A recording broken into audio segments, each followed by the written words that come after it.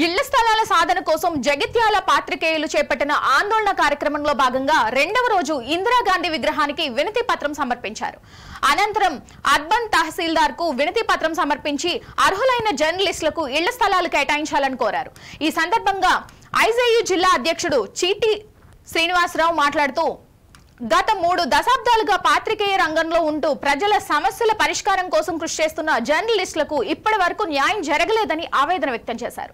జర్నలిస్టులకు ప్రభుత్వం పరంగా దక్కాల్సిన ఇళ్ల స్థలాల కోసం ఎన్నో ఏళ్లుగా ఎంతో మంది ప్రజాప్రతినిధులకు అధికారులకు వినతి పత్రాలు సమర్పించి వివిధ రూపాలలో ఆందోళన కార్యక్రమాలను కూడా నిర్వహించడం జరిగిందన్నారు. అయినప్పటికీ ప్రభుత్వ పరంగా ఇంతవరకు ఏ ఒక్క జర్నలిస్టుకు కూడా ఇళ్ల స్థలాలను కేటాయించలేదన్నారు.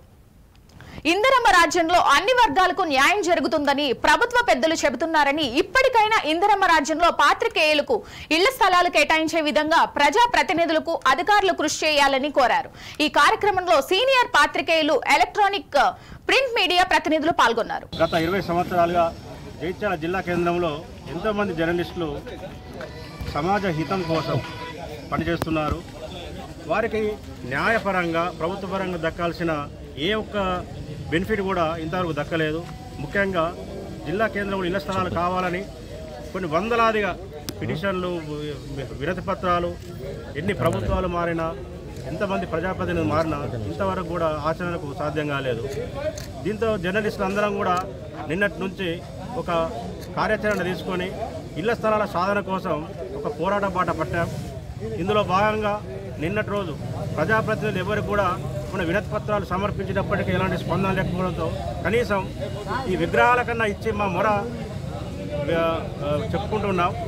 కాబట్టి ప్రభుత్వం ఇప్పటికైనా స్పందించి అర్హులైన జర్నలిస్టులు అందరికీ కూడా జిల్లా కేంద్రంలో ఇళ్ల స్థలాలను కేటాయించాల్సిందిగా మేము విజ్ఞప్తి చేస్తున్నాం. ఈరోజు ఇందిరమ్మ రాజ్యంలో ఇళ్ల స్థలాల కోసం జర్నలిస్టుల అగచాట్లు అనే పద్ధతిని మేము ఈ రోజు మా మొరను ఇందిరమ్మకు మొరబెట్టుకున్నాం. ప్రభుత్వం ఇప్పటికైనా కళ్ళు తెరిచి జర్నలిస్టులు అందరూ కూడా ఇళ్ల స్థలాలను కేటాయించాల్సిందిగా